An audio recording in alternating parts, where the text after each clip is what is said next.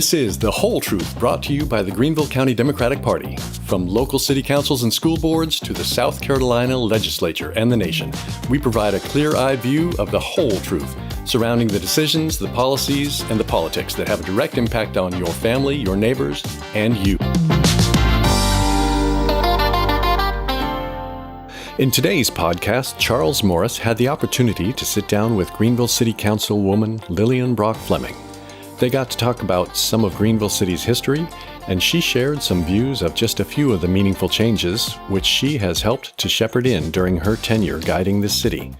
So here now is the GCDP's third Vice Chair, Charles Morris, and Greenville City Councilwoman Lillian Flemming. Today, we are joined by a very special guest, the legendary Lillian Flemming. Ooh. Councilwoman for District 2 in Greenville, my representative, and it's a privilege to be able to say that, Councilor. Thank you so much for joining us today. Thank you so very much. It's just a joy to be in the community, out with the people. And that you have been out with the people for almost 50 years now. Yes. So you grew up in Southern Side. Yes, I did. Which is a historic Greenville neighborhood. You were one of the first African-American women to attend Furman. Yes. How did growing up in Southern Side and how did making history at Furman shape your decision, you deciding to enter public life? Well, I actually decided to enter public life because my parents were very involved in the neighborhood. And when you went to a neighborhood meeting, you got information about different things going on, etc. And at the time, when I graduated from Furman, they had decided to build a 7-lane road that would tear down about 1,125 houses in my community. Wow. That's basically destroying the entire community. It was going to go right through Southern Side? Oh, yes. Wow. Except in 1,120 some odd houses. And so that was, the community was upset, and I'm just getting started as a teacher. And in the community, I'm saying, well, the community is being ultimately destroyed, and we have no input. Something's wrong with this picture. Right. Yeah, so, and that's how I got involved. And, of course, the community's outpouring to it engaged the local NAACP and the state NAACP, et cetera, and a lot of people, et cetera. And I guess I was very vocal as to why are we going to sit here and let them do this, et cetera. And it destroy our neighborhood. Yeah, not and it even was give just us funny. a chance. It was just funny because at the time I graduated from college, everything, there's a different perspective. You haven't paid very much attention to what exactly is happening in your community. So now I'm here and I'm a teacher, which to me was a wonderful thing to do for the community, but I'm getting ready to have no community. Right. Okay, so that's one of the reasons I began to be in public life, and it was just normal because I was raised with my mom, Lillian Brock, who believed that we visit the sick, we take food to people who are hungry. She had people to clean up the neighborhood.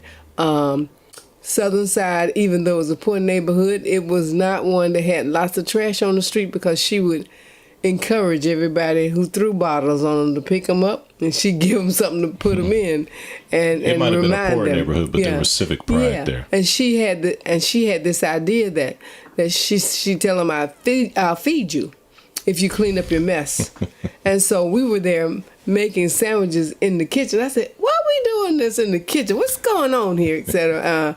So that's when she started the Southern Side Community Center, opened it up to feed those who are in need. And that went on for years until they tore the building down. My husband took over when she passed away in 96.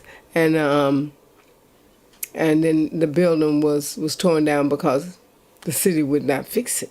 Because it had no need to fix it. So they said, the city manager said at that time, because it was not really used for city purpose, it was just used for the community. I'm saying, well, the community is the city. Exactly. But anyway. That's one and the same, right? Yes. Mm-hmm. So you were following in the footsteps of your parents in terms of community engagement. What happened with that first race back in 1981, and then what eventually happened with the planned highway? Well, I won the election. I was pregnant. In fact, I had the baby a couple of weeks after the election. Wow. The election at that time was in May. Okay. Anyway, I don't know what they changed rules or something. It was in May, so I had the baby. And so at that time, Bill Workman, who later became the mayor, said he thought it was just a cheap way to get out of a meeting for me to have a baby, etc. And I said, well, you try it. And he says, ooh. I said, that's exactly right. I said, you try it. So you campaigned that entire time while you were pregnant. Yes. That's incredible. Healthy children. and you are certainly blessed. Let everybody know, how many children and grandchildren do you have? Well, we have 10 kids, 7 boys, 3 girls. And we have 50, my husband corrected me the other day, we have 53 grandchildren. We have 46 great-grandchildren. What an incredible legacy that is. Oh, yes, and I have one that will be a year old in October, and I have another 1-year-old who will be 2 years old in October, and a 5-year-old who'll be 6 in October. I tell you, it's just, October is going to be a busy time, but I'm keeping the date straight. Man, you can't go a week without a grandkid having a birthday, probably. Oh, my Lord, my God, somebody's having something. But they are a blessing. They keep you young, I'm sure. Yes. That is an unbelievable legacy. You talked about Southern Side, obviously the neighborhood you grew up in. I happen to live in West Greenville, which is right next to Southern Side. Yes. So there's those two neighborhoods and other neighborhoods in District 2 have faced decades of underinvestment. Right. You've obviously done a lot of work in this area. But what would you like to see still be done? And, what is your vision for addressing those issues as we move forward, 2025, Plan 2040 for Greenville, and those things? Well, continue with our home ownership program that we started in the 80s. Right after I got on council, at that time, Senator Ralph Anderson and I were very close, and he and I both wanted home ownership, and so he pushed it, etc. I used to laugh at Ralph. Ralph got to have his name on it, but it didn't matter. We just wanted people in housing, and that was a wonderful thing. And it seems like in the late 90s, things started turning towards apartment living and apartment dwelling almost everywhere in America. Right. And that in itself has created a problem in terms of economic growth for people in poor communities. African American, Hispanics, a lot of the Hispanics and African Americans in my community have not had an opportunity to own homes. And earlier in the 80s, we were moving in that way. Of course, government doesn't move as fast as private investment, so it took a little while to do a lot of things. And but the West Greenville community and the Southern Side community are not like they were when I first got on council. It was a lot of violence. We had a lot of crime, and we had one of the first police shootings in West Greenville, where a police officer was killed, and that was devastating for the community because then the whole community is held hostage by the police because all of them shot that. But then so we had to work on step by step, and the people were very patient, and they're still patient. We still had some situations with the railroad, not with closing down the bridge that's in West Greenville, one of the bridges in West Greenville, and some other things, etc. And so we worked on that to get there, and we have a bridge that was built in 1826. Right, the Queen Street Bridge. Yes, Lord. And I'm still waiting for it to be revived, etc. And what's so funny is that they have told me 4 different stories about, basically lies about who owns it.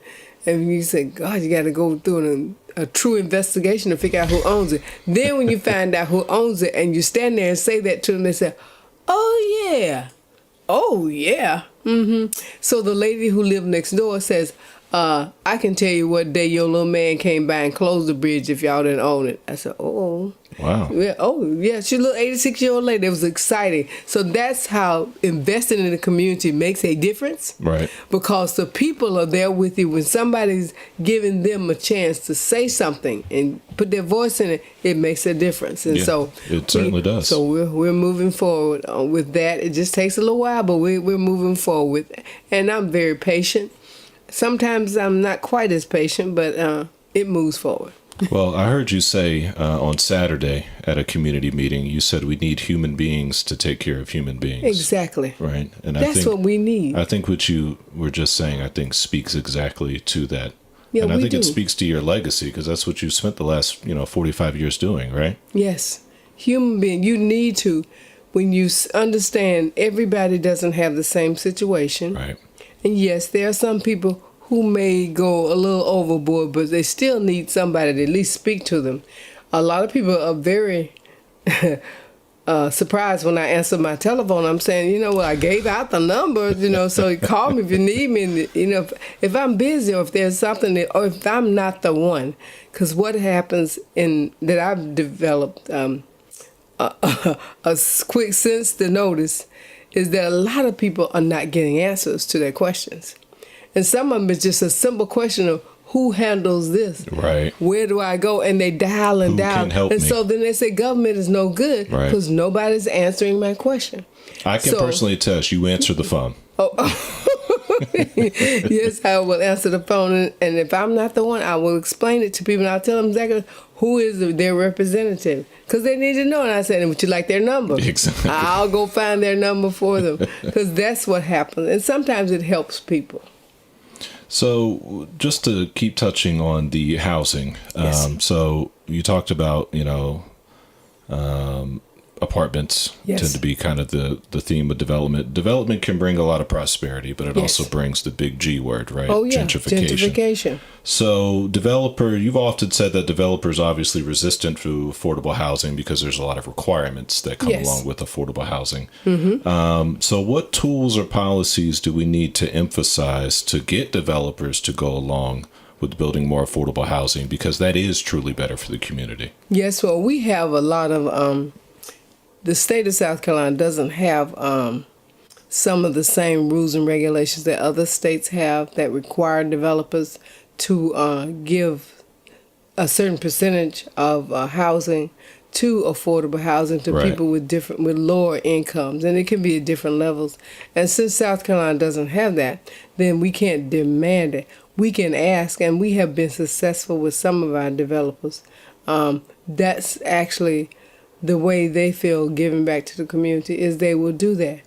But many of them will not because of the requirements and all of the things and the prices that they're limited to charging. Right. That in itself is a problem. So it's a money game. They don't feel like affordable housing is a money-making venture. The other problem we have is that we have private developers, and not necessarily companies, but people who own houses, who have their property developed into housing, but they will not allow people who are poor to live in their houses because they don't want to take vouchers.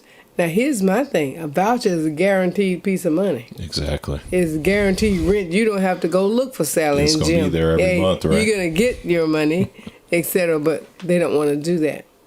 So how do we incentivize people, like you said, who might just be private homeowners? How do we incentivize them to rent to, people who have Section 8 vouchers or to participate in affordable housing programs? Well, we have worked on a few programs where we sometimes donate certain things that are required for them to do. The city can donate that service to them so they don't have to pay for it. Sometimes we have worked with them partnering, giving them more land in order to be able to build a bigger facility. And that's one of the incentives that we've used, except we use several of those. You can use those kind of things. Sometimes you can just appeal to their good sense. Right. Et cetera, which you're very good at doing. Well, and one thing is a lot of people don't realize you may mistreat people today, but your kids are coming up. Where are they going to stay? right now, as I think about it, I have my cute little grandbabies that are going to be 1 and 2, and I think about where are they going to stay? Are they going to have to pay, $2,000 a month to rent something? Right. Or if they have their own home, are they going to have to spend $4,000 a month to lease it or to buy a house, which is ridiculous. Yeah. What you said is so important. It's almost like a variation of the golden rule, right? Treat others how you want to be treated. It's also, well, treat others how you would want your children and your grandchildren to be treated. Exactly. No, exactly. I think about that. It's amazing. No, I think that's incredible. You talked about pushing for the Queen Street Bridge being restored. Yes. Honoring your mother's legacy with the Southern Side Community Center. Obviously, Unity Park is one of your biggest achievements. What do you hope to see in the future when it comes to the Queen Street Bridge and the Southern Side Community Center, and why are they so important to you? Well, with the Queen Street Bridge, that bridge kind of puts communities together. When it was out, if there was a fire or anything for the people across the other side of the bridge, then here the trucks have to go all the way around. Right. That delays thing. If somebody's having a heart attack, they could die. Right. And if a child is hanging on to a limb or something like that, it can delay it, or someone could die. It's not a pretty thing, and particularly when people spend so much time trying not to own it, so they wouldn't be responsible for fixing it. Right. And even the city of Greenville staff went in and fixed it without permission from the railroad. Really? Yes. When did that happen? About 6 years ago. Okay. Without permission, because it was just ridiculous. The fire department said, "Now this is crazy. Right. We can't get to anybody." And they had 2 or 3 things, so it was something, etc. We fixed it, and they said, "We don't have time to go through it." We've asked them 5 times, and they said, "No, we'll get to you." But anyway, they fixed it, and then so now they're getting back together. They're going to take care of it. Right. Yes. I just don't know when. And what about the Southern Side Community Center? The Southern Side Community Center, for the neighborhood, we have our neighborhood, Southern Side Neighborhood in Action, SNIA. The city is in the process of rebuilding that building. Okay, that's awesome. Yes, so it will be ready to be open pretty soon, and so that'll be great. But someplace for people to meet. In our communities, we have a lot of young people moving in, which is great. Right. But while we're still doing that, we have a lot of elderly people who need someplace to stay as well. And so, and the Southern Side, and they come to the neighborhood meetings because that way they get a chance to find out what's going on. Right. And so, I'm just hoping those same things move forward. And not just in Southern Side because I live there, but in all neighborhoods. That's why I go to people say, well, you go to everybody's neighborhood. I said, no. I said, I have a lot of neighborhoods. Exactly. I said, a lot of people organize. I said, some people just don't have neighborhoods. They have homeowners associations, which means you pay a certain amount of money. But I know I have neighborhood associations where they argue and get angry about certain things, which they should. It's their street. They live there. Right. Yeah, so. It's refreshing that you're still so big on community centers, because I do feel like it's almost become lost how important just a neighborhood or a community having a central place for everybody to gather, to community, to learn one another. That makes communities stronger, which makes cities stronger, right. And I think it makes society stronger. So it is refreshing that you're such a strong proponent of that. Well, one of the other reasons is that when speaking to a person, I met this young man last year at an Urban League function. He lives in Columbia, but he's originally from Greenville. He hadn't been back home in a long time. All he wanted to see was the West Greenville Center. I said, what? He said, I grew up in West Greenville. Right. He said, if it had not been for the West Greenville Center, he said, I probably would have been a criminal because I had nowhere else to play. And now he's a large developer in Columbia. He does a lot of different things, different kinds of development with commercial buildings and stuff like that. That's a testament to why we need them. Yeah, and I said, well, you got to come back. I said, because I represent your neighborhood. And that was so exciting when you see the children who move from one place to another. And a young man came in my house the other day. I hadn't seen him in a long time. He said, well, you and your husband used to sponsor our basketball team. I said, what? He said, oh, yeah. He said, we were good. He said, we won a lot of trophies. I said, okay. I said, that's a good thing to see those kids grow up, because it did make a difference in their lives. It did make a difference because somebody cared about them. Right. And so those centers, someplace for people to go, it's a wonderful thing. Everybody doesn't have a country club. So It's a good thing to have a good neighborhood. Exactly. No, I could not agree more. Speaking of young people, for those younger people that you mentioned, especially those who are from historically marginalized communities, what advice would you give to a younger person who wants to serve, who wants to join public service like you have been in for so long? Do it. And basically, take your time and just look around. Get involved in something you're interested in. I am a life member of the Girl Scouts and the Boy Scouts. Right. Etc. Why? Those two organizations have been around for a long time, and they have developed policies, rules, and games, and also abilities of children to be able to grow and to learn different and to travel, just for small communities and big communities. They haven't made a difference. And those two organizations have been around for a long time. So I believe in that consistency where children have an opportunity to learn and to grow. Right. So that's why I remember both of them. And I've helped the Boy Scouts. I had a few problems with some neighborhood organizations, so I helped them to establish a couple of neighborhood organizations in Greenville. So it was exciting over the years, and with the Girl Scouts being a member and building a huge building in Columbia so that the girls could have a place for camp and everything else. It's been very, very rewarding, and as well as telling them to find what they're interested in, find something that even they can help their own brothers and sisters to grow, etc. Because, my little 2-year-old grandbaby, Lord Jesus, she needs somebody to guide her, etc. So she won't be throwing pillows and running and jumping up and down. My daughter is 2. I get it. She's amazing. Oh, yeah, she's a wild one. Amazing. She's a wild one. She's amazing, etc. But I blame it on my husband. I tell him, I say, they have your traits when it comes to all of that. And that's exciting.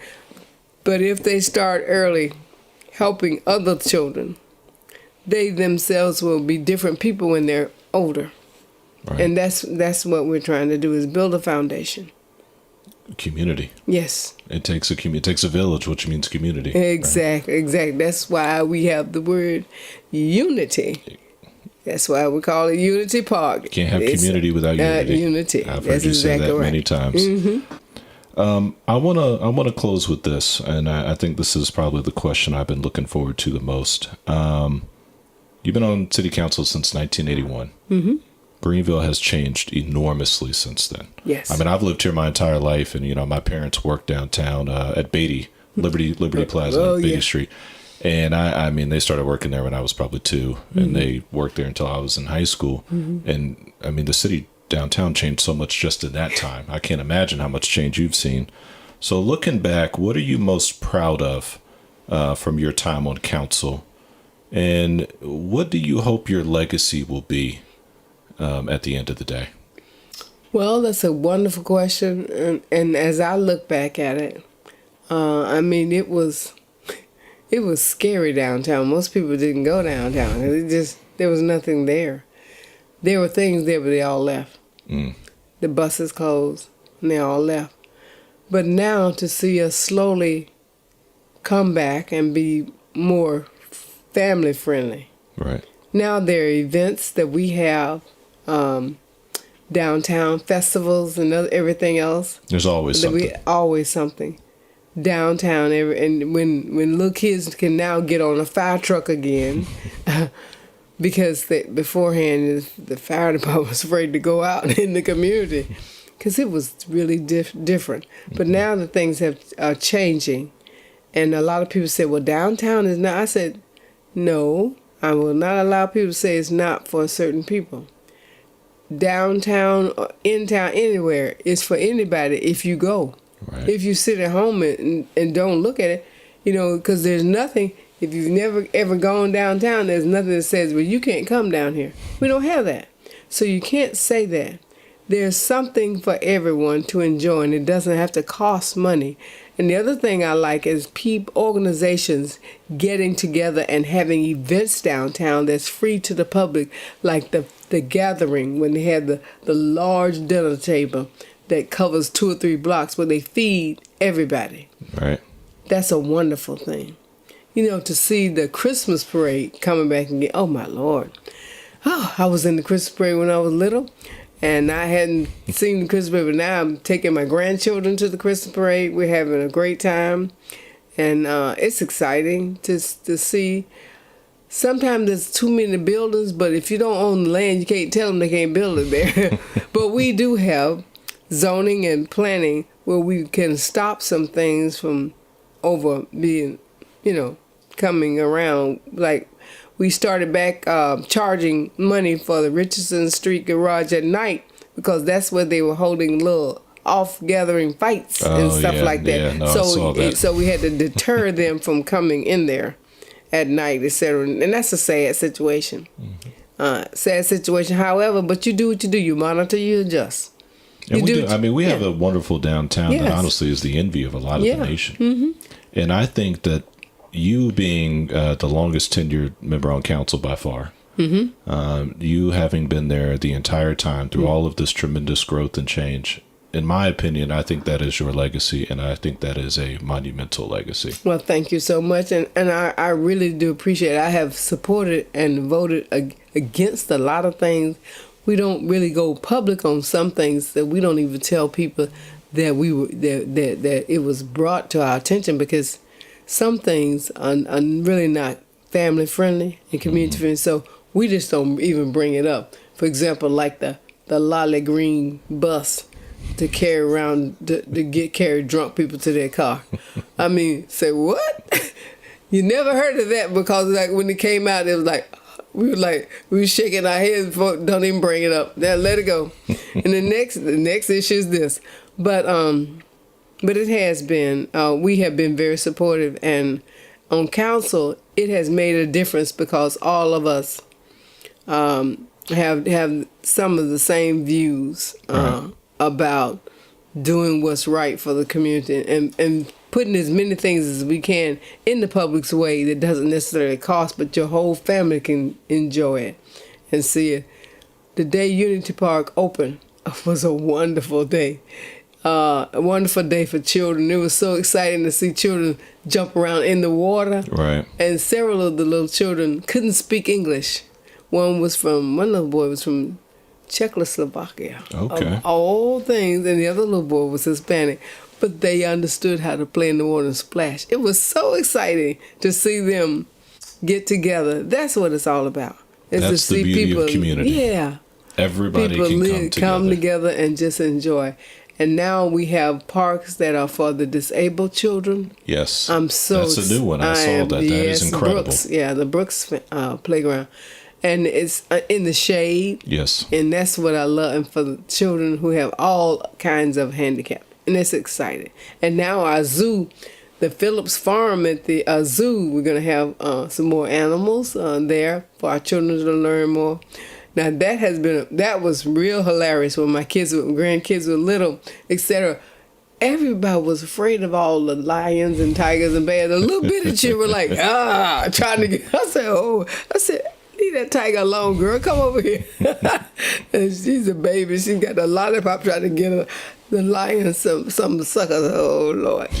But anyway, so it shows you that the different people have different fears. The baby, she hadn't learned to be afraid of the tiger yet, so she just had a great time. etc. So it is just seeing people and children grow and everything else. And it's just taking our time. Everything's not perfect, but you have to work towards. You have to work toward it, and we have to learn things. That's the one thing a lot of people don't realize at the city of Greenville that we did. We spent about 9, 10, 11 years going from city to city, looking at what they had that we even went to Birmingham, England, etc. And roundabouts is where we got our roundabouts from them, because it did make a difference in the traffic, and it stopped a lot of wrecks and stuff in certain areas. So, but it just takes time. You do everything doesn't fit everybody. You just do what you can. That's your legacy, and nobody has put in more work to make the city of Greenville better than you have. Well, thank you so much. I appreciate that. It's my home, my love. Well, Councilwoman Lillian Brock Flemming, thank you so much for joining us today. Thank you so much, and I appreciate this. Have a good day. Thank you. We want to thank you for watching and listening to The Whole Truth with us. The Greenville County Democratic Party is ramping up its involvement with the election this year, and we urge you to do your part in getting Ms. Lillian Brock Flemming reelected into the Greenville City Council. There are multiple ways you can do that, including canvassing, making phone calls, and planting yard signs. If you are unable to do that, you can just contribute financially, which is always helpful and needed. Just point your browser to voteforlillian.com and get involved. You can also learn about other ways to get involved by checking in with the GCDP website at greenvilledemocrats.com and check out the events calendar. You can also keep up with what's going on by following our social media profiles shown here. No matter your skills or time available, there is a way that you can help to keep this city together and keep this county progressing forward toward a better future. Thanks.